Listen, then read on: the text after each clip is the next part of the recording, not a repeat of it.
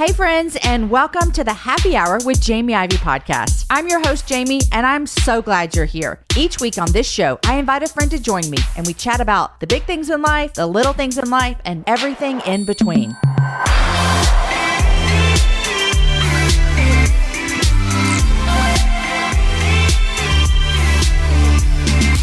Hey Jasmine, welcome to the Happy Hour. Hi, thank you for having me. You know, I sat down this morning at my office and I was sitting here and we were about to interview and I was like, you know what? Let me look at the last time Jasmine was on the Happy Hour. And I was like, wait, I'm sorry. Has Jasmine never been on the Happy Hour? Never. And Lindsay was like, no. And I was like, how is it 2023 and she's never been on the Happy Hour? So I just want to say, I am so happy to have this conversation with you. And just like cannot believe that this is your first time on the show. So welcome to the Happy Hour. Thank you. Thank you so much. And when I pulled up my webpage I typed in your name and my name to see, when we had been on a show together, which we haven't, it pulled up a blog post that I wrote in March of 2021 when I read your book, Mother's Son. Tell me the real title before I mess it up. Mother to Son. Mother to Son. Mm-hmm.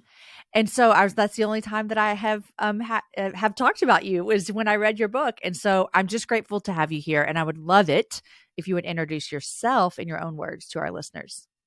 Yeah. So Jasmine, my husband, Phillip, and I live in Jackson, Mississippi. We have 3 boys. Wynn is 6, Langston is 4, and Jamie, our Jamie, is about to be like 17 months. It's kind of hard to keep track. Especially on the third one. You get into all the months and you're like, I don't know. Just somewhere in between 1 and 2. Yes. My 6-year-old's always like, he's just 1. And I'm like, that helps. I'm a writer. I was a teacher for 9 years. And now I write full time. I was a history teacher. And most of the time I write about history now. You are one of my favorite history teachers. I'll tell you that much. I have learned so much from you, from following you on Instagram, and I want you guys to all go follow Jasmine as well. We'll put all of that in the show notes for you as well. But one thing I have really loved about my following you and our lunch that we had together here when you were in Austin is I love the way that you're constantly reminding us to remember the past. And I think in our current culture in America, oftentimes there are some people who are really scared and afraid of the past. And so I would love to ask you just to start off, and we're going to jump into a really, really amazing book that I want to talk about with you about. But what is it for you? Like where does that passion come from about the importance of remembering our past? So I grew up hearing about a lot of different Christian heroes, Mary Slessor, Amy Carmichael, George Mueller, just all of I read all of those like Christian biographies. I loved them and I loved learning about people who had served God and gone before, but I didn't have any examples of any of them that looked like me. I didn't know that there were Black missionaries. I didn't know that there were I come from a Baptist background, so we use the word solid a lot. So I'd be like, I don't know there are any solid Black pastors from the past, and it wasn't until becoming an adult that I started learning that there's a robust Christian heritage of people who look like me. And the reason why that matters is not because my skin color is the most important thing about me, but because it's not. It shows that God uses everybody, indiscriminate of what they look like, where they come from, what their past is, what their people have been through. And that's just really important to me. I love that so much. And the book that we're going to talk about today is Carved in Ebony, and it's lessons from the Black women who shape us. And this book came out. When did this come out, Jasmine? The adult version came out in 2021. And the young readers is 2022. Yeah, so I have both, and I actually can't find my adult copy, but I had to steal the young readers from Stories Room. So I will give that back to her when we are done with our interview.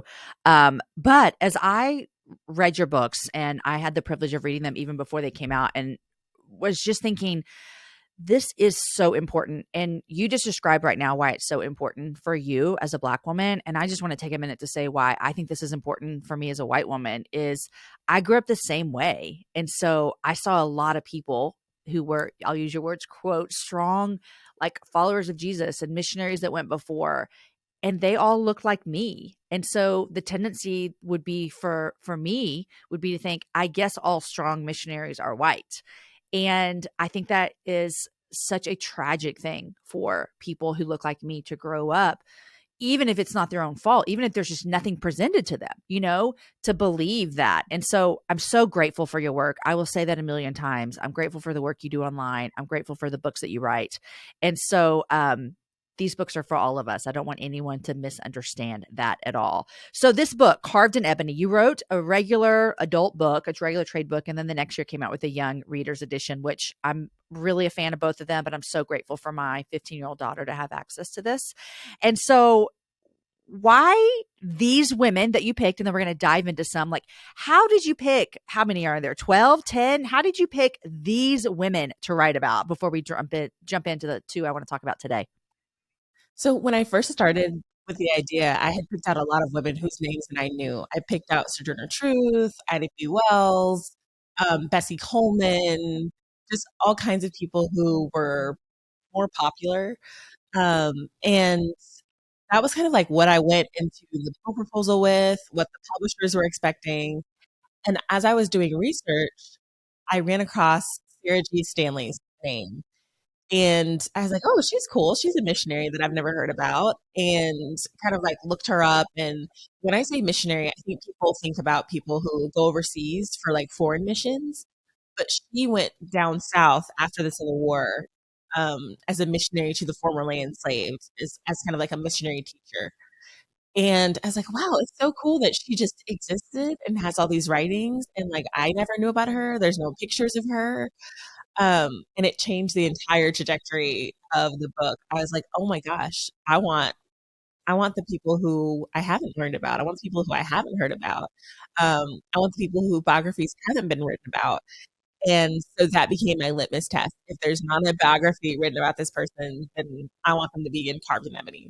Wow, I love that. So how, from a research standpoint, how difficult was that to find information on people who probably, like in the 1800s, early 1900s, which I think is where the space that most of your women live, no biographies, they're Black, so probably not a lot of records. How difficult was this project, Jasmine? Um, a little bit difficult depending on who the person was. So a couple of them had really academic biographies. So like Mariah Stewart, Frances Ellen Watkins Harper, those are really important people in the history of abolition. So even though there wasn't like a popular level biography, I was able to find speeches. I was able to find newspaper clippings. For Charlotte Fortin Grimke, she has a diary that's been available forever. So for them, it was easy. For people like Sarah G. Stanley, it was a little bit more difficult. Like there was only one book that I found that had her complete letters in it. And it was like one of my best research moments of like going online and searching for it and only finding that like one copy at the time was for sale, putting a bid on it, winning, getting it. Wow. It was like an adrenaline rush I a lot bet. of the time. I bet. Okay, well, I want to dive into this book, and we're going to talk about two amazing women today. And I'm going to show the book right now. If you're watching this on YouTube, you can see it. And we put all of our shows on YouTube now. So if you want to see what I look like or Jasmine looks like or watch this conversation, you can go to jamieivey.com/YouTube. Okay, let's jump in. The first person we're going to talk about is Elizabeth Freeman. And I'm going to start the conversation about these two women by starting with the quote that you have from them at the beginning of each chapter. And then I want to hear what you learned about them, what you love about them. And then I want to end with each of these women as to what do we see God's character in their life. So here's Elizabeth Freeman, and you have this quote from her. It says this: anytime while I was a slave, if 1 minute's freedom had been offered to me and I had been told I must die at the end of that minute, I would have taken it. Just to stand 1 minute on God's earth, a free woman, I would. And so tell us about Elizabeth Freeman and her life. Elizabeth Freeman is really cool because her story is the earliest story by far. Hers takes place in the 1780s. Everybody else is kind of like antebellum Reconstruction. But she's really neat because she was the very first Black woman in Massachusetts to sue for her freedom. and she ended up winning, and it created a domino effect that outlawed slavery in the state. I mean, that's amazing because when you started this off, you said that this was actually a document that was created was 3 years before the Hmm. Declaration of Independence. So we're talking a long time ago and before people were fighting to Yeah. win their freedom. And this woman did it. So Yes. how did she fight to win her freedom? So she was actually enslaved by a man who worked on a document called the Sheffield Declaration. And the Sheffield Declaration had a lot of similar language to the Declaration of Independence, talking about men being endowed with rights by their creator, being owed freedom. A lot of people don't realize the amount of we don't want to be enslaved language that the founders were using. I mean, we won't be, even in the Give Me Liberty or Give Me Death speech, he goes on and on about how we will not accept the chains of slavery. We will not, will not submit to British rule, to the extent that a lot of British commentators were like, really interesting how you guys don't want to be slaves, but you have a bunch of slaves. Yes, yes. Okay, I want to And go like off how I want to go was off topic known. real quick, okay? Because this is not in your book and this is not anything but you are a historian, and so I want to ask you this. Um I mean, I know there's like sin and I know all of those things, but what do you think was the reasoning that they could use that language of we don't want to be slaves to the British rule, like we're not under this, we're not chained to this, and at the same time be enslaving humans? Like, Mhm. what do you say about that? When you look at the way that these men talked about slavery, they kind of hoped that somebody else was going to fix the problem. So you have Patrick Henry saying in a letter that slavery is just doesn't jive with American freedoms and that it's terrible, that it's brutal, that it shouldn't go on. And then at the end of the letter, he's like, but it's super convenient. I know that you're probably really shocked that I'm the same person who said these things, but I have slaves, but it's really convenient. And I hope that someday it'll be taken care of. You have Thomas Jefferson, who in the Declaration of Independence almost put in this entire paragraph about how the British were responsible for the slave trade and how that was part of the fact that they infringed on other people's liberties. And so, kind of like putting responsibility on the British of like, and now our economy relies on this. And what are we supposed to do? But you do sense this, especially with Jefferson and a lot of the first few presidents, you sense this unease of like, this is going to become a big deal. This is going to be something that's going to really infringe on the legacy of this country, but I don't want to be the one to do something about it. It's almost like if you know you're doing something wrong, but you actually benefit from it. And so you can almost like convince yourself that it's not as bad as you might think it is. I mean, I don't know. And yeah, as a white woman, I've had plenty of like moments in my life where I have asked myself, where would I have stood? And I hope, I mean, dear Lord, I hope that I would have stood on the abolitionist side. But I'm like, God, please say that I would have. But you know what? I live in 2023. So there's other things that I'm going to look back in 2023 and say, what side did I stand on?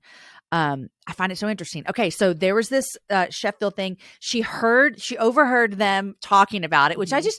I just had like pictured her like being this really big, like she's probably listening and going, wait, what? Like, what is this? And then she just totally took matters into her own hand. I was like wanting to stand up and cheer for her. So tell us a little bit more about how she got her freedom. So she thought about it for a while. She heard the word, she thought about it. The declaration went out, and the man who enslaved her was friends with this lawyer, Theodore Sedgwick, and she went to Theodore Sedgwick. She knew that he didn't have slaves. He was an abolitionist, and so she was like, "Hey, you're a lawyer. Help me out." And his entire attitude towards her was, "It does make sense what you're saying. Like when I look at the Sheffield Declaration and I look at what's going on in this country, at this time it's the 1780s, and so the Revolutionary War has happened, and he's like, you know what? I see what You you're have a saying. point. Yeah. Yeah. Yeah. And so she actually wins her freedom, and in the book, and here you say Betty's story is important not just because she was a profound example of cunning and courage, but also because that bravery set the tone for abolishing slavery in the entire state of Massachusetts. And I just think about Mhm. that and I think, wow, one woman's decision, one woman's like bravery, one woman's decision really set the tone for an entire state. And that is just crazy, crazy, Yeah, crazy. So, am I right that she ended up actually working for pay for that family? she did. And in fact, the family that she won her freedom from, they tried to get her to come back and work for pay for them. No, thank you. She said no. And I bet that felt so Oh, good I bet she was because just she had like, never been able to say no to them before. I wish I would have seen her when she walked away from that conversation. She would have been like, no, I'm not going to work for you. She was like, no, thank you. I'm I'm good. good. So she ended up Yeah. working for that family for the rest of her life. Is that right? She did, and just had a really colorful life. Their daughter ended up writing a really cool, just a little miniature biography about her, and just talking about how like one time the house got robbed and the robbers came in, and she like stood up to the robbers, and she just was fearless. I love that part because she stood up to the robbers by like kind of playing dumb, like Hmm. I always tell a story like it's not I always tell my daughter it's not appealing for a woman to play dumb. So you're not dumb, don't play dumb. But I read this and I was like, this is when you play dumb because she was like, what do you want from a slave? I don't have anything, and she had hid all of their jewelry in there, and I was just like, she was just a very smart, courageous woman. So one of the things I love about the way that you tell these stories is you really also weave in like what do we see about the character of God in their lives. These women are brave and they're courageous, and so for this particular woman, Elizabeth, tell me how you see God's character coming through in her life and even play out in her life. Just her advocacy, because when she stood up for her freedom, she was honestly standing up for the freedom of generations of Black women who would come after her in Massachusetts. And so this one act had these ripple effects that really set Massachusetts apart as the abolitionist capital of America in a lot of ways. And you even have Charlotte Ford and Grimke later on in the book growing up in Philadelphia and Massachusetts and really being impacted by Boston's anti slavery legacy.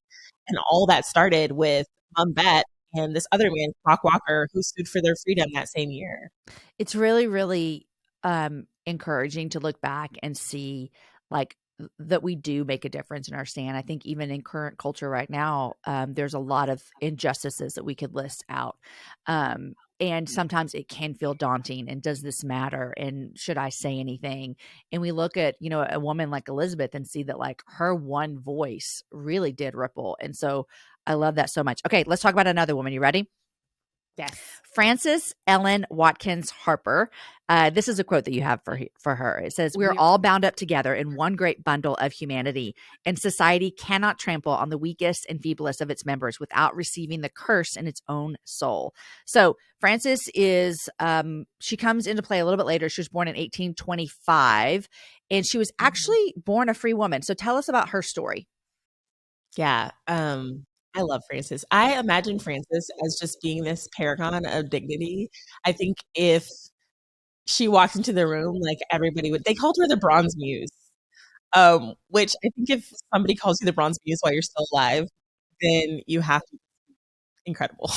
um, so she was born free. Her parents died when she was very young, and she was raised by her uncle, William Watkins, who was an abolitionist pastor. And the cool thing about research is I had already written her chapter and like turned it in and finished everything. And I was reading the abolitionist papers and ran across several letters by William Watkins, her uncle. And this guy was a beast. And Frances wasn't raised in a particularly like loving environment. She had to go work for herself. She had to provide for herself. So even though she lived with her uncle, he didn't treat her like one of his own children. So she grew up with this sense of independence, and also this sense of like kind of doing things to impress him, and him just kind of like continuously pushing her towards greatness. So she became a teacher. And, back in the day, if you were a woman who wanted to make an impact and didn't want to get married and didn't want to have kids, then you're going to become a teacher. That's what you can do. And so that was her outlet. But she kind of came to this crossroads when she was teaching of, do I want to continue to teach, or do I want to get involved in the same activism that my uncle is involved in? The decision was made for her. She left Baltimore, and Baltimore is a really interesting city because Maryland was a slave state, stayed a slave state until the end of the Civil War. Um, but it was like a border state. So there was a mixture. Yeah, there was a mixture of free and enslaved people. And so their laws were really strict because they were like, all of these free Black people are going to conspire with these enslaved people. Remember, like, Nat Turner's Rebellion happens in 1831. And so people are feeling really tense of like, we don't want an uprising on our hands. So the laws were very strict. And while Frances was away teaching, they made a law that if you were a Black free person, you couldn't come into the state. So the only way to get into the state as a Black person was to get in the state as an enslaved person. So she's cut off from her home and she's kind of a refugee. Goes to Philadelphia, and she lives with William Still, who is the father of the Underground Railroad. Um, Over 800 formerly enslaved people made their way through his home on their way to freedom, and he recorded their stories. And so Frances got to be part of that, kind of got to be up close and personal. And eventually she became an anti-slavery lecturer. And then after the Civil War, she was a feminist lecturer. She was a novelist. She was a poet. She was way before Rosa Parks. Frances Ellen Watkins Harper refused to give her seat on a streetcar. She's just amazing. So amazing. Now, I want you to talk to us a little bit about the Fugitive Slave Act, because that impacted what she did as well. So walk us through that a little bit. Yes. So in 1850, we're continuously at this point adding states to the Union. And now when states come into the Union, Southern states and Northern states are kind of like, there needs to be a balance. There needs to be a balance of what states are slave states and what states are free states, because we want our interests represented equally in Congress. And so in the 1850s, there was a compromise where two states were allowed into the Union. And as part of that compromise, the fugitive slave law was kind of ramped up. And so there'd always been fugitive slave laws. There'd always been incentive for returning enslaved people back south when they escaped. But in the 1850s, incentives were ramped up, and so were penalties. Penalties for So housing people like enslaved people, and penalties for then housing, penalties for probably states who assisting. didn't like remand people. Uh-huh. So it went from like, hey, we want you to help, and if you do, we'll give you a reward, to if you don't help, legal action will be Yeah. taken. And so it's almost like bounty hunters kind of, and Absolutely. they're paying them money to, now you can say like they're paying And them money U.S. to, Marshals too. okay, US, that's exciting. So Yeah, we're US heavily Marshals, involved. okay, are being paid Yeah. to find enslaved slaves and bring them back, but tell us where the problem Mhm. lies. Well, if you fit a description, you get brought back. That's what yeah. So yeah, you're looking for these people, and you don't find them, but you find somebody who looks like them. You bring them back. And so what's Yep. happening in it is they're actually capturing free Black people.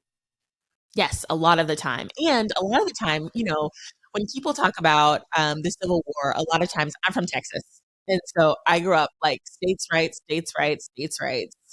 And it was only as an adult that I realized that these fugitive slave laws were taking rights away from the states to enforce slavery. Because I'm in Boston, I'm not a slaveholding state, but I'm forced by federal law to participate in the slave trade by sending people who have run away back to southern states. And so southern states are forcing northern states to participate in this enterprise. So it wasn't just like our state law is what you're trying to say. This is way Yeah, bigger than that. they're really trying to get everybody to participate. Right. Like, you got to be part of this.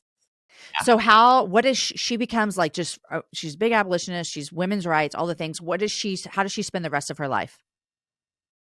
So she ended up, it's really beautiful and kind of sad. She stepped away from the spotlight and got married and had a daughter. And then her husband died, and she had to step back up and provide for her daughter. And she did that by speaking and advocating really for the rest of her life. Iola Leroy, her novel comes out in the 1890s.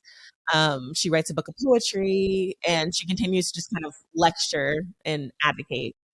You put in here that she was the first Black woman in American history to publish a short story, and Mhm. you have some pieces from her speech in here as well. I really liked her because she, like you said, she had to kind of always find a way for herself. She had to always make that way, and she really made a big difference. I'd love to ask you where you see God's character throughout her life and in her life. I love her understanding of the dignity of people who are created in God's image. In one of her speeches, she talks about the cruel alchemy that turns human beings into profit. She just had such a poetic way of just speaking and bringing to light the fact that we are made in God's image and we have inherent dignity and worth that needs to be protected. And when we don't protect that inherent dignity and worth in other people, then we are not living up to what God's called us to do. And of all of the women, I really love the way that she articulated that the best. We need that today, Francis. So that message is still rings true for lots of people who are not given the dignity that they deserve here in 2023 as well. So I think even when I think about that, I've said it a ton of times. I'm so grateful for your work to help us remember these women, and it's just crazy that we're having some of the same conversations with different layers and different meanings today. Mhm. Um, and so it's not like what Francis did solved everything and here we are, like we're on the other side. I feel like that we're still in so many ways right here with Elizabeth and Francis, like fighting for some things. And I know you feel that in a deeper way than I do. Carved in Ebony, Lessons from the Black Women Who Shape Us. Jasmine, this is a phenomenal book. You guys, I'm gonna have Jasmine on Friday's show as well, and we're gonna talk about two more women. But Jasmine, I want to hear right now, what are you reading these days? So I just finished reading House of Eve um, by Sadika Johnson. So The Yellow Wife was one of my top reads from last year, and it's one of my top like fiction recommendations for people who really want to understand more about slavery, how it worked, how it looked. It is not for the faint of heart. It's out of Virginia slave jail, and you just really kind of get up close and personal with what chattel slavery really looked like. Mm. But it was just beautifully written and beautifully rendered, heartbreaking. And so House of Eve has a really cool connection with it. It takes place in the 40s and it's about motherhood and loss. And it's just, I read it in like 3 days. I devoured it. And I read it as an advanced reader copy. So normally I do audiobooks. Mm-hmm. And I don't really have time to like pick up a book and like look at Right. it and read. But Uh-huh. this book, I was like You couldn't binging through stop. it. It's so good. It's Okay, so so House of good. Eve, but what was the first book you mentioned that came before that? The Yellow Wife. The Yellow Wife. Same author, same. Mhm. Okay, awesome. I'm going to put those on my to read list. I have not. Do you read mostly nonfiction?